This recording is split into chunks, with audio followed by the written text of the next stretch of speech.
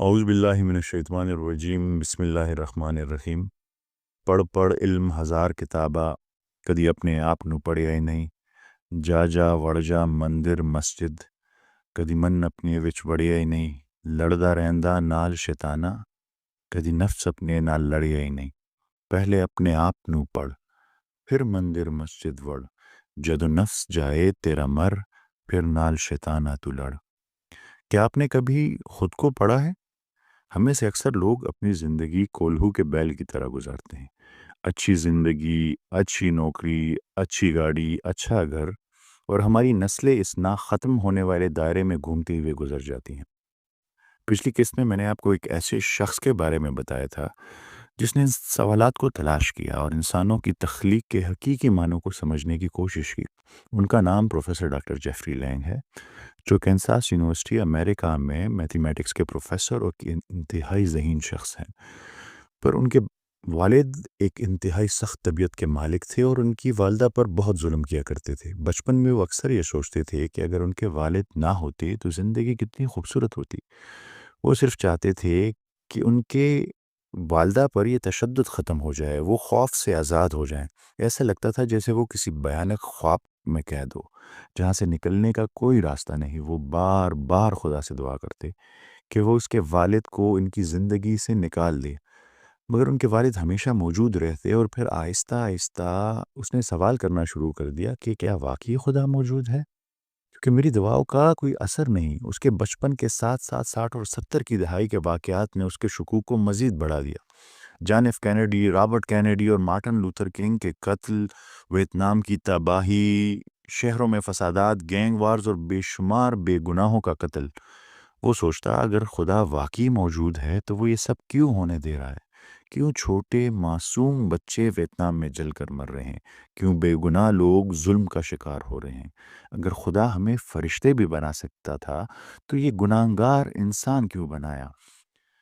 ہمیں گناہ کی طاقت کیوں دی؟ اسے ان سوالوں کا کبھی کوئی اطمینان بخش جواب نہ ملا، یہاں تک کہ وہ 16 سال کی عمر میں ایتھیسٹ بن گیا، مگر اس کی زندگی میں اضطراب ختم نہ ہوا۔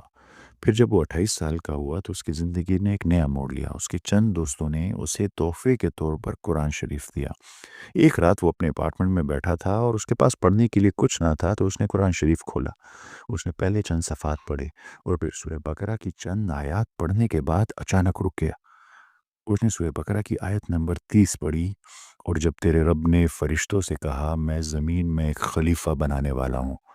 یہ بات پروفیسر ڈاکٹر جیفری لینگ کے لیے چونکا دینے والی تھی، کیونکہ عیسائیت میں یہ عقیدہ تھا کہ انسانوں کو زمین پر سزا کے طور پر بھیجا گیا تھا، لیکن اس آیت میں اللہ تعالیٰ انسانوں کو خلیفہ بنا کر زمین پر بھیجنے کی بات کر رہے تھے۔ دوسری آیت نے اسے اور بھی چونکا دیا جب اس نے فرشتوں کا سوال سنا۔ فرشتوں نے اللہ سے کہا کیا آپ اس انسان کو زمین پر پیدا کریں گے جو زمین میں فساد کرے گا اور خون بہائے گا، حالانکہ آپ کی حمد، آپ کی تسبیح اور آپ کی تقدیس بیان کرنے کے لیے ہم ہیں؟ یہ پڑھ کر پروفیسر ڈاکٹر جیفری لینگ کے رونگٹے کھڑے ہو گئے۔ وہ سوچنے لگے فرشتوں نے بالکل وہی سوال کیا جو میں 28 سال سے پوچھ رہا ہوں۔ ایسا انسان کیوں پیدا کیا جو زمین پر ظلم و ستم پھیلائے؟ اس کی بے چینی میں اضافہ ہوا۔ اسے لگا کہ وہ اپنے جوابات حاصل کرنے کے قریب ہے، پر اس پہ حیران تھا کہ قرآن شریف کو کیسے ان کے صحیح سوال کا پتہ ہے۔ اسے لگا قرآن شریف جیسے اس سے براہ راست بات کر رہا ہے۔ اور پھر انہوں نے اگلی آیت پڑھی جس میں اللہ نے جواب دیا میں وہ جانتا ہوں جو تم نہیں جانتے۔ اس جملے میں کے پیچھے کیا راز تھا؟ اللہ کیا جانتے تھے جو فرشتے نہیں جانتے تھے؟ اس کا جواب اگلی آیت میں تھا جب اللہ تعالیٰ نے فرمایا پھر اللہ نے حضرت آدم علیہ السلام کو تمام نام سکھا دیے اور فرشتوں سے کہا کہ اگر آپ سچے ہیں تو آپ ہی نام بتائیں۔ فرشتوں نے کہا، اپنی عاجزی دکھائی اور کہا کہ اللہ تعالیٰ ہمارے پاس علم نہیں مگر وہی جو آپ نے ہمیں دیا ہے۔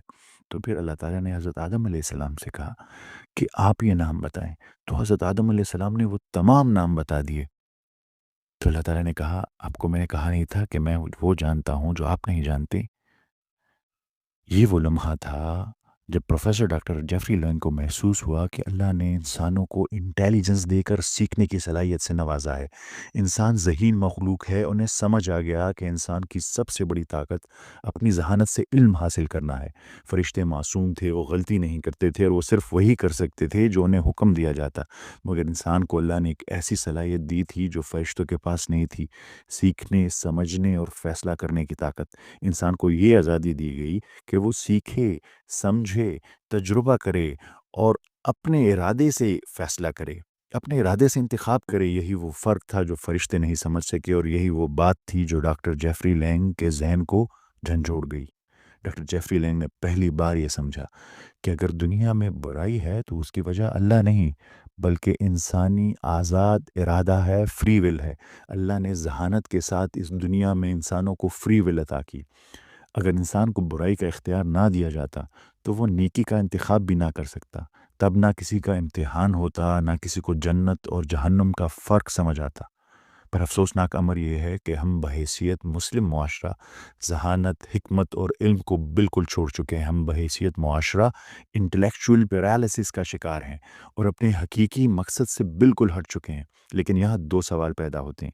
ایک یہ کہ سیکھنے اور ذہانت کی اہمیت ان آیات سے واضح ہے، لیکن پروفیسر ڈاکٹر جیفری لینگ نے یہ کیوں کہا کہ اللہ نے ہمیں فری ول دی ہے؟ اور دوسرا سوال کہ کیا قرآن شریف نے دوسرے مقامات پر بھی ذہانت کو اتنی ہی اہمیت دی ہے؟ اگر ہاں تو پھر اللہ کیا فرماتا ہے کہ ہم اپنی ذہانت کو کہاں اور کیسے استعمال کریں؟ یہ ہماری سیریز غور و فکر کی تیسری قسط تھی۔ اگلی قسط میں جب ہم ملیں گے تو ان دو سوالات کا جواب دیں گے۔ آپ سب کی سماعتوں کا بہت بہت شکریہ۔ ملتے ہیں اگلی قسط میں۔ اللہ حافظ۔